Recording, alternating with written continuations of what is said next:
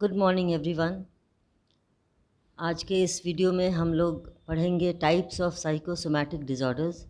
पिछले कुछ वीडियोस पहले एक वीडियो में हमने इसके मीनिंग्स और इसके कंसेप्ट के बारे में बतलाया था कि साइकोसोमैटिक डिज़ॉर्डर क्या होता है, और आज हम लोग पढ़ने जा रहे हैं कि कितने प्रकार के होते हैं साइकोसोमैटिक डिज़ॉर्डर्स।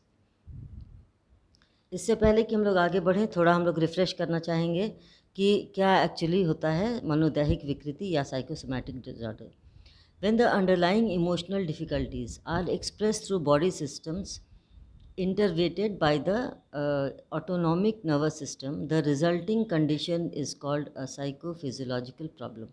किस्कर महोदय ने कहा है कि जब भी कोई इमोशनल डिफ़िकल्टीज़ होती है या फिर इमोशनल कन्फ्लिक्ट होता है, किसी के मन में बहुत ज़्यादा कोई फ्रस्ट्रेटेड होता है, बहुत ज़्यादा इमोशनली डिस्टर्ब्ड होता है कुछ दिनों तक, कुछ दिनों से अगर उनके अंदर इस तरह की फीलिंग्स होती रहती है, तो वैसे उसको उन लोग ऑटोनॉमिक नर्वस सिस्टम को प्रभावित करती है और इसके बाद फिजियोलॉजिकल प्रॉब्लम शुरू हो जाता है। यानी कि मानसिक कारण के द्वारा इमोशनल स्ट्रेस, इमोशनल कन्फ्लिक्ट जो होता है, जो अंतर्द्वंद होता है व्यक्ति के मन में, और काफ़ी दीर्घकालीन यानी काफ़ी लॉन्ग पीरियड से अगर इस तरह का होता है, तो व्यक्ति के अंदर वो ऑटोनॉमिक नर्वस सिस्टम को प्रभावित करता है। और ऑटोनॉमिक नर्वस सिस्टम से संबंधित जितने भी सिस्टम्स होते हैं हमारे बॉडी में, वो किसी न किसी एक सिस्टम को या दो सिस्टम को वो प्रभावित करता है। तो वो मानसिक कारण के द्वारा जब वो रोग, उसके कारण से अगर शारीरिक रोग में वो रोग परिवर्तन हो जाता है, तो उसको हम साइकोसोमैटिक डिसऑर्डर्स कहते हैं। एक और डेफिनेशन सैरसन के महोदय ने दिया, उसके बारे में भी बतलाना चाहेंगे। Psychophysiological or psychosomatic reactions might be described as neurotic-like conditions in which there is physical damage to one target body or organ system. इसमें भी उन्होंने वही कहा है कि अगर न्यूरोटिक सिस्टम्स ये कंडीशंस होने लगते हैं व्यक्ति के मन में, क्योंकि वो दीर्घकालीन संवेगात्मक तनाव से, स्ट्रेस से वो जूझ रहा है व्यक्ति, और उसके अंदर बहुत प्रकार के अंतर्द्वंद और चिंताएं, एंजाइटी है, और उसके कारण वो उसका वो कारण शारीरिक रोग में परिवर्तित हो जाता है, और वो उससे किसी न किसी फिज़िकल डैमेज होता है, और कोई एक टारगेट बॉडी सिस्टम या ऑर्गन डैमेज होता है। इसमें इन्होंने यही कहा है। अब एक किसी खास ऑर्गन को डैमेज करने का अर्थ क्या होता है, आइए हम लोग थोड़ा सा इस पर विशेष प्रकाश डालते हैं। इसमें यह है कि कोई खास ऑर्गन तभी प्रभावित होता है यदि वो पहले से क्षतिग्रस्त हो। ये चीज़ है कि अगर पहले से वो ऑर्गन क्षतिग्रस्त है, जैसे फॉर एग्ज़ाम्पल अगर किसी को हार्ट डिजीज़ हो जाता है, मतलब इसके कारण से स्ट्रेस, इमोशनल स्ट्रेस के चलते साइकोसोमैटिक डिसऑर्डर कार्डियो रिलेटेड हो जाता है, मतलब हार्ट रिलेटेड, तो उससे क्या हो सकता है कि वो व्यक्ति पहले से उसका हार्ट कमज़ोर होगा या किसी तरह का उसको कोई प्रॉब्लम होगा, उसके हृदय में हृदय रोग होगा उसको कोई ना कोई, जिसके चलते ये एग्रावेट कर जाता है, और फिर जब इस तरह के इमोशनल स्ट्रेस होते हैं तो वही ऑर्गन ज़्यादा प्रभावित होता है। इसलिए सैरसन महोदय ने इस बात का जिक्र किया।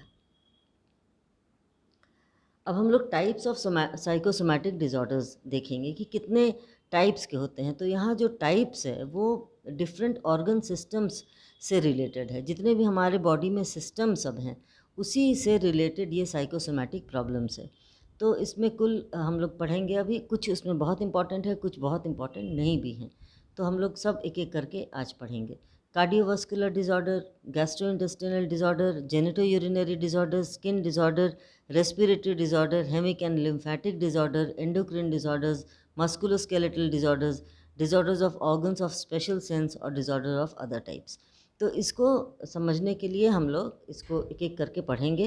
और सबसे पहले हम लोग देखेंगे कि साइकोसोमैटिक कार्डियोवास्कुलर डिसऑर्डर क्या होता है। जैसा कि हमने पहले भी बताया आपको, कार्डियोवास्कुलर डिसऑर्डर का मतलब होता है हार्ट से रिलेटेड। यदि कोई व्यक्ति संवेगात्मक तनाव में रहता है तो उसका, और बहुत डिप्रेशन में रहता है, तो ऐसे लोगों में हार्ट डिजीज़ उत्पन्न हो सकता है।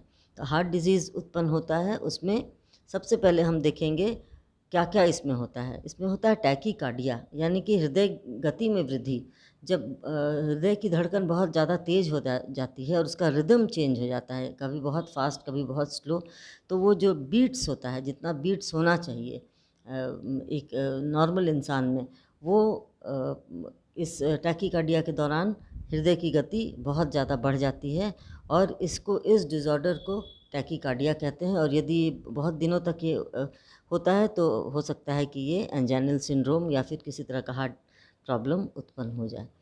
सेकेंड है एंजाइनल सिंड्रोम। एंजाइना हार्ट को कहते हैं।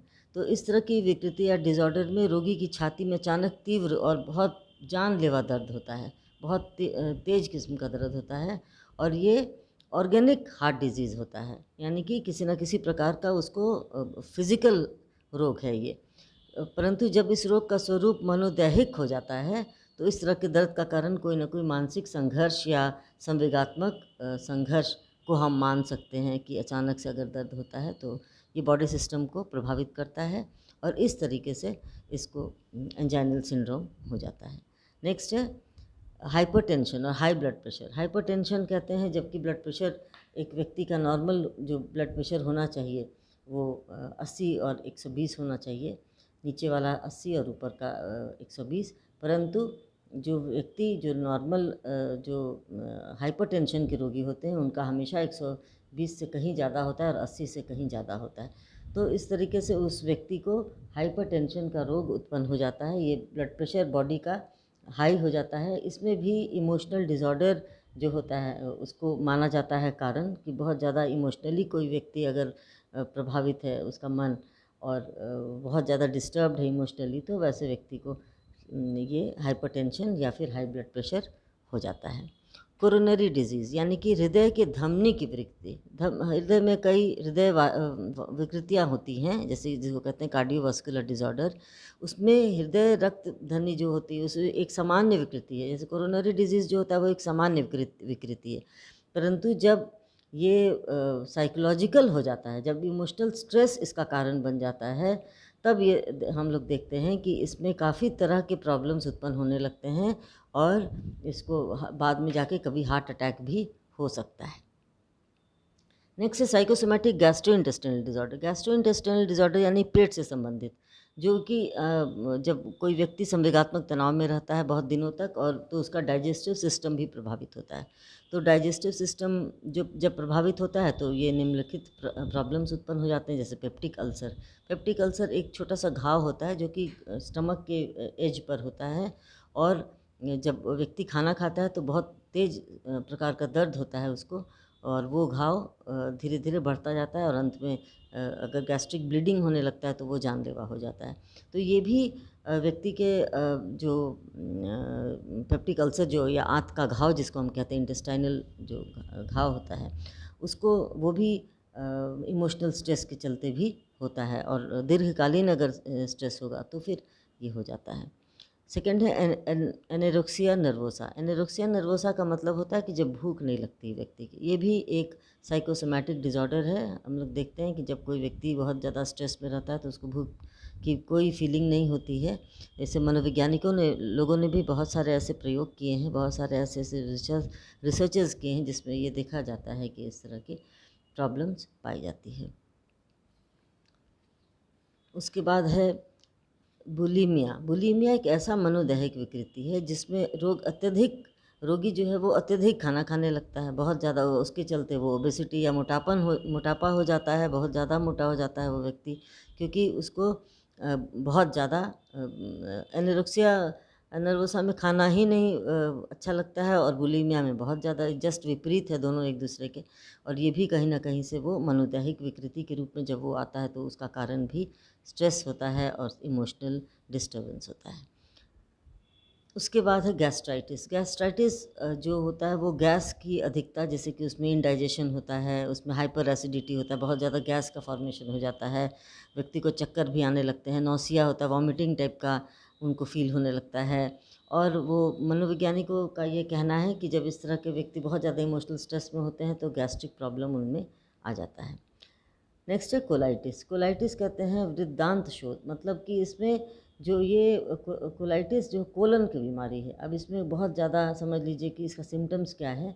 इसमें कॉन्स्टिपेशन हो जाएगा, इसमें डायरिया हो जाएगा, अत्यधिक मोशन होना या फिर बिल्कुल ही मोशन नहीं होना, ये दोनों ही जिम्मेवार होते हैं ये कोलाइटिस का ये लक्षण होता है। तो जब साइकोसोमैटिक इसको अगर बहुत लोग इसको नहीं भी मानते हैं, परंतु ये मनोवैज्ञानिक तौर पर इसको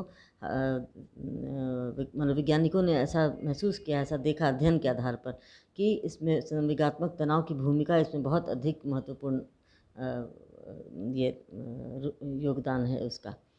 तो इस तरह से होता है। नेक्स्ट है psychosomatic genito urinary. Genito urinary का मतलब होता है कि जब व्यक्ति को जेनिटल या यूरिनरी प्रॉब्लम्स हो जाते हैं या फिर सेक्सुअल प्रॉब्लम्स हो जाते हैं, तो उसको मानसिक कारणों के द्वारा या संवेगात्मक तनाव के द्वारा, तो उसको कहते हैं जेनिटो यूरिनरी। यानी कि इसमें सबसे पहले है यूरिनरी डिस्टर्बेंस, यानी कि यूरिनरी डिस्टर्बेंस में होगा चाहे तो बहुत ज़्यादा अधिक पेशाब की मात्रा होती है या फिर बहुत कम होती है। तो इसमें कभी कभी लोग क्या कहते हैं कि विड्रॉल सिम्टम्स भी देखा जाता है, जैसे विड्रॉल टेंडेंसी, उसको रोकने की प्रवृत्ति, उसको कहते हैं, उसको इमोशनल रिप्रेशन कहते हैं। तो ये सब सारी बातें मेंटल कन्फ्लिक्ट के चलते होता है, और ऐसा मनोवैज्ञानिकों ने भी इसके बारे में बतलाया है कि जो साइकोएनालिटिक स्टडी किया गया है उसमें ऐसा पता चला है कि इस तरह की प्रॉब्लम्स बच्चे को, अगर माता पिता से कोई द्वेष की भावना होती है, हॉस्टिलिटी की भावना होती है, तो बच्चों में ये रोग कई बार ऐसा देखा गया है। नेक्स्ट है मेंस्ट्रुअल डिसऑर्डर। मेंस्ट्रुअल डिसऑर्डर भी लड़कियों में ऐसा पाया जाता है कि जब बहुत ज़्यादा इमोशनली टेंस्ड होते हैं लोग, तो उसको या फिर जब मेंस्ट्रुअल साइकिल होने का समय होता है, तो उसको प्री मेंस्ट्रुअल टेंशन भी कहा जाता है। उसमें बहुत तरह का मूड चेंजेस होता है, उसमें बहुत ज़्यादा, कभी कभी बहुत ज़्यादा तुनक मिजाजी हो जाते हैं लोग, बहुत ज़्यादा तनाव में रहते हैं, बहुत ज़्यादा चिंतित रहते हैं, कभी कभी इमोशनल आउटबर्स्ट हो जाता है। तो इस तरह की जो बातें होती हैं वो मेंस्ट्रुअल डिसऑर्डर के समय ऐसा पाया जाता है। नेक्स्ट है स्पॉन्टेनियस अबॉर्शन। अबॉर्शन जो है वो जब प्रेग्नेंट महिला होती है, तो अगर उसकी लोग क्यों कहते हैं कि जब महिला प्रेग्नेंट हो तो उसको अच्छी अच्छी पुस्तकें पढ़नी चाहिए, अच्छी अच्छी चीज़ों को देखना चाहिए, अच्छे लोगों के बीच रहना चाहिए, अच्छी अच्छी बातें सोचनी चाहिए, पूजा पाठ में मन लगाना चाहिए। क्यों? इसलिए कि उनका मन और शरीर और माइंडसेट जो होता है वो बिल्कुल शुद्ध और हेल्दी रहे, किसी तरह का द्वेष और गलत भावना उसके मन में ना रहे। लेकिन अगर कोई व्यक्ति इमोशनली बहुत स्ट्रेस्ड आउट होता है, बहुत ज़्यादा चिंतित होता है किसी भी दुश्चिंता के कारण, तो देखा गया है ऐसा कि अबॉर्शन का कारण भी ये साइकोसोमैटिक डिसऑर्डर के चलते ऐसा होता है। इमोशनल स्ट्रेस के चलते अबॉर्शन हो सकता है। तो ये भी कई अध्ययनों के द्वारा ये साबित किया गया है। Next, disturbance of sexual function. Disturbance of sexual function का मतलब ये होता है कि जो नॉर्मल जो सेक्सुअलिटी होती है उसमें जो महिलाएं और पुरुष में जो सेक्सुअल फीलिंग्स होते हैं वो होना अनिवार्य होता है। और इसमें कभी कभी जब इम्पोर्टेंसी की बात होती है, जब पुरुष में कोई ऐसा इंटरेस्ट नहीं होता है, और इसमें महिलाओं में भी कई बार देखा गया है कि इम्पोर्टेंसी वाली बात होती है, उन लोगों में भी सेक्सुअल एक्ट के लिए कोई इंटरेस्ट नहीं होता है, या फिर कभी कभी बहुत ज़्यादा होता है, चाहे महिला हो चाहे पुरुष हो। ये दोनों ही गलत है, और ये इमोशनल स्ट्रेस के चलते ऐसा होता है। इमोशनली व्यक्ति अगर नहीं साउंड होता है तो इस तरह के सेक्सुअल प्रॉब्लम्स हो जाते हैं, और आपस का जो रिलेशनशिप होता है वो भी काफ़ी प्रभावित हो जाता है। नेक्स्ट है स्किन डिज़ॉर्डर। स्किन डिज़ॉर्डर का मतलब क्या होता है? आप सोचेंगे कि जब कोई व्यक्ति इमोशनल स्ट्रेस से प्रभावित है तो उसको स्किन डिज़ॉर्डर क्या हो रहा है, लेकिन एक्चुअली होता है। आप खुद ही एक एग्जांपल छोटा सा है कि अगर समझ लीजिए कि किसी को इमोशनल स्ट्रेस है या इमोशनली वो बहुत ज़्यादा डिस्टर्ब्ड है, उस समय क्या होता है, उसको बहुत ज़्यादा अगर कोई गुस्से में है तो क्या उसका चेहरा लाल नहीं होता है? क्या उसके बदन पर जो ये होते हैं रुआं हैं, जो हमारा जो गूज बम्प्स जो होते हैं वो भी हो जाता है जब हम डर जाते हैं, तो डर भी एक इमोशन है।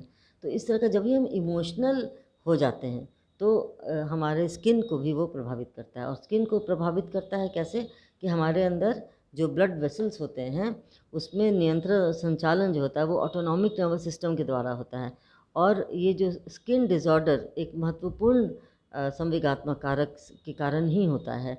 और इसको हम समझेंगे कि त्वचा संबंधी कोई भी विकृति होती है तो उसको हम स्किन डिसऑर्डर्स के अंतर्गत रखते हैं। और इसमें सबसे पहला है न्यूरोडर्मेटाइटिस। न्यूरोडर्मेटाइटिस का मतलब नर्व में जो प्रॉब्लम होता है उसमें जो डर्मेटाइटिस होता है उसके चलते इस तरह की प्रॉब्लम्स आती है। उसमें बहुत तरह का आप देख सकते हैं, इसमें फूल जाता है शरीर, उसमें फफोले पड़ जाते हैं, उसमें बहुत लहर लहर होता है, बहुत जलता है, जलन का ये महसूस होता है। तो उसमें बहुत सारा रिंग फिंगर डर्मेटाइटिस है, उसमें थंब फिंगर डर्मेटाइटिस है। इस तरह का बहुत सारे एग्जाम्पल्स हैं जिसमें कि जिसके द्वारा आप समझ सकते हैं कि ऐसा डर्मेटाइटिस क्यों होता है।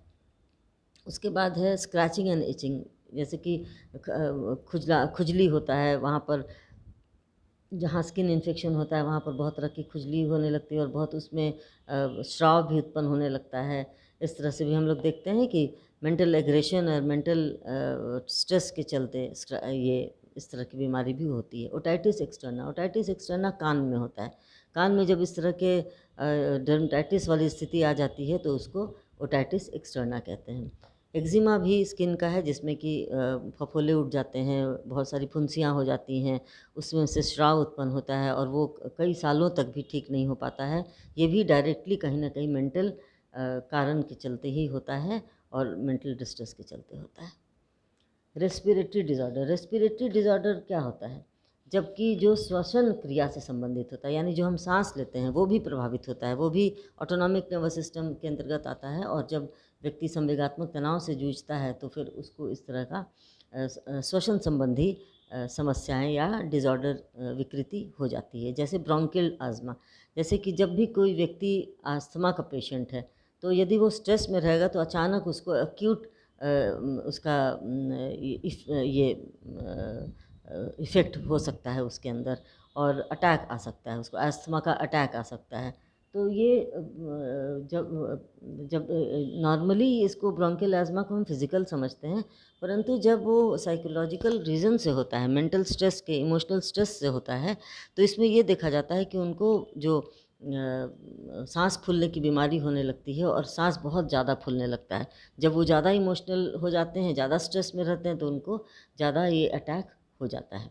दूसरा है कॉमन कोल्ड। कॉमन कोल्ड भी जिसको हम कहते हैं सामान्य सर्दी खांसी जिसको हम कह रहे हैं, तो उसमें भी संवेगात्मक संवेगात्मक कंपोनेंट्स होते हैं, उसकी प्रधानता इसमें पाई जाती है। जैसे कोई व्यक्ति बहुत ज़्यादा इरिटेटेड है, बहुत ज़्यादा कुंठित है, फ्रस्ट्रेटेड है, या बहुत ज़्यादा अनप्लेजेंट सिचुएशंस उसके लाइफ में आ गए हैं, तो इस तरह से कभी कभी इस स्ट्रेसफुल सिचुएशन के बाद उनमें कॉमन कोल्ड की भी शिकायत देखी जाती है। नेक्स्ट है hyper ventilation syndrome. Hyper ventilation syndrome ये एक ऐसी मनोदैहिक विकृति है जिसमें रोगी ज़रूरत से ज़्यादा जोर जोर से सांस लेता है या फिर छोड़ता है। तो इसमें रैपिडिटी में वृद्धि हो जाती है। जैसे सांस तो हम सभी लेते हैं, लेकिन इनमें बहुत तेज़ तेज़ सांस चलती है और कभी कभी वो रोगी अपने आप को हाथ पैर में लगेगा कि सुन्न हो गया है, झुनझुनी हो रहा है हाथ पैर में, और वो उसकी आँखों से वो देख नहीं पा रहा है। इस तरह के सिंड्रोम्स उन लोग उनमें पाए जाते हैं और ये सब कारण जो है वो मानसिक ही होता है।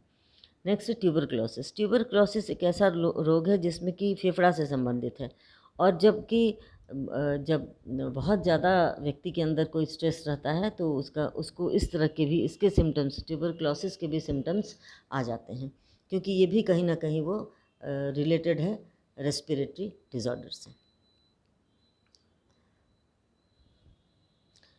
उसके बाद जो जितने भी और हैं, जैसे कि मस्कुलोस्केलेटल डिज़ॉर्डर्स जो हैं, वो सारे डिज़ॉर्डर्स भी जो हमारे हड्डी से रिलेटेड हैं, जैसे गठिया होना, स्पैज़म होना, या मोच आ जाना, ये सब सारी बीमारियां जो होती हैं वो साइकोसोमैटिक मस्कुलोस्केलेटल डिज़ॉर्डर के अंतर्गत आती हैं, और वो भी कहीं ना कहीं हमारे मानसिक कारणों से ही होता है, संवेगात्मक तनाव से होता है। एंडोक्रिन डिस्टर्बेंस यानी कि हमारे जितने एंडोक्रिन ग्लैंड्स हैं, वो सारे एंडोक्रिन ग्लैंड्स कहीं ना कहीं से प्रभावित होते हैं हमारे